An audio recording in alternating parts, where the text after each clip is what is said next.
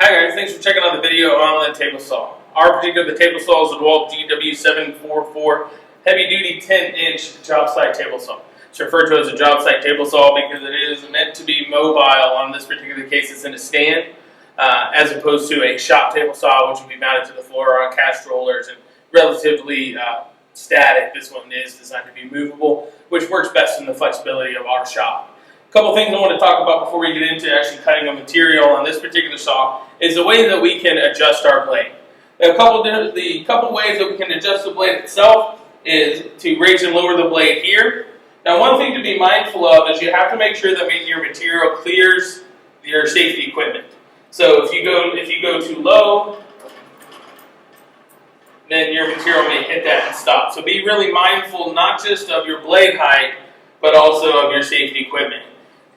You should never operate the saw without the safety equipment. There are very, very rare instances where that would be acceptable, but that's not going to be acceptable unless it's done by a facilitator. So if that cut simply cannot be made with the safety equipment, then you should not be making that cut. So after we have our blade height set to make sure our material passes over, or passes under our safety equipment, then we're hunky-dory. Now the other adjustment is the bezel.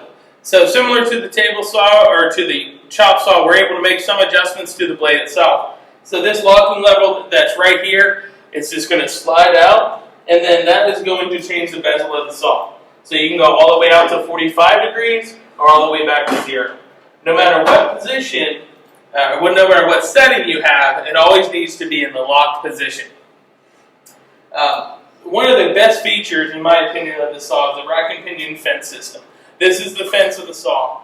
So one of the unusual things about table saws, generally speaking, for most saws, you're going to mark the material and then line up your saw to that mark. But that's not necessarily the case on that table saw. When you do those rips or those really long cuts, the fence is the most important part. So when you're lining those up, we're going to remove our safety equipment here. There's just a small clip in the back that raises up, and then it rocks back and off. So we're not going to make that cut without that safety equipment, but we do want good, precise measurements, so we can remove this guard so we can get that measurement. So if I wanted my piece to be 4 inches, I want to pay out a little bit more than that on my tape measure. Set my 4 inches even with the tooth of the saw, the widest point of the saw. Now we have to remember that all saws, all cutting tools are going to have a kerf width, which is the amount of material that the saw itself removes.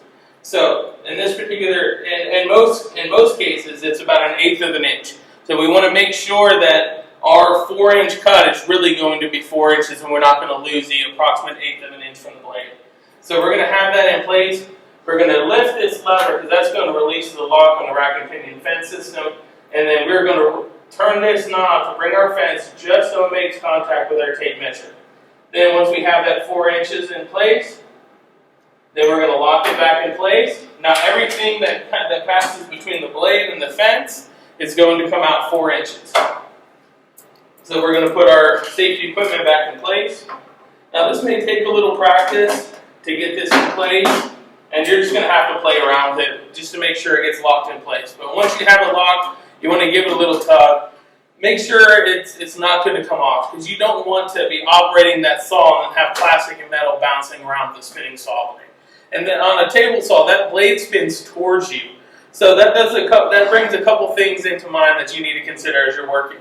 That as you're working with your material, you want to make sure that you're away from your material, that you're not standing directly behind it. So if you do get kicked back, where that saw grabs that material, moves it, it's not going to move it into your body, but rather past your body.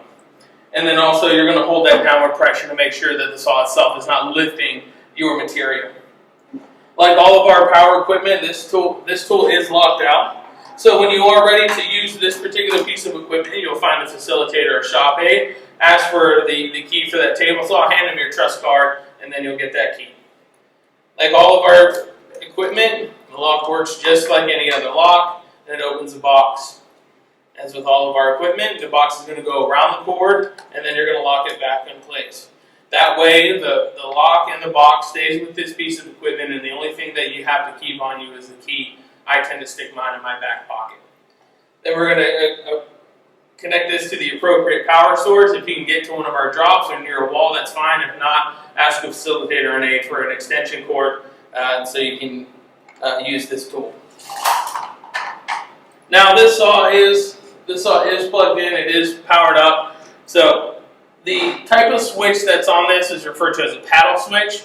So once you would just lift it up, and it's big and wide, and it's meant that way so you can turn it off really easily. So if you're in the middle of your cut and your hand's occupied, you can bump it with your knee and turn it off. And that's why it's so low on the saw, so you can do that also. And anytime you plug in the saw, you're going to turn it on, make sure you have a good connection and the saw functions properly.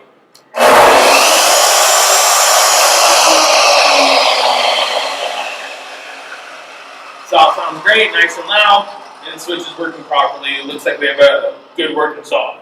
So as we're getting ready to make this cut, and we have this 4-inch cut, our ideal is to never have our hands within 4 inches of the blade. So since we only have 4 inches here, it's impossible to keep your hand outside of that distance. So one of the great things is right here on the back side of the fence is a push stick. And all the push stick is it gives you the ability to push your material through the saw without compromising your fingers. Because ultimately we want to be able to walk out the door still being able to count to 10 or do our 9 multiplications on our hand. So, and these are only a couple bucks to replace, and we can even make them in our shop, and it's a whole lot cheaper than fingers. So that stays on the back of that fence.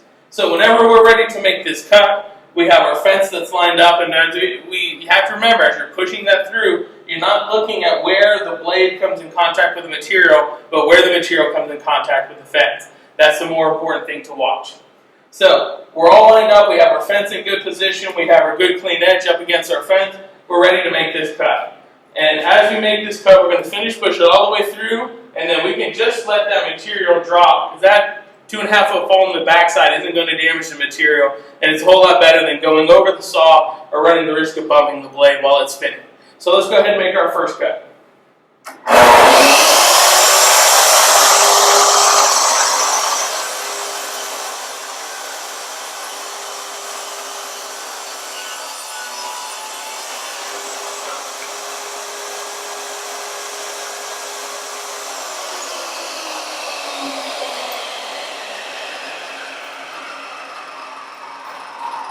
Piece off the back side is precisely 4 inches wide. Use that push stick to make sure our fingers stayed in place, and then we have this extra material. If the extra material is long enough, we're going to keep this and throw this in the scrap bin. If it's not long enough to safely cut, it's just going to go in the trash. That's safe operation of the table saw. If you have any questions, come find a facilitator. If not, keep up the good work.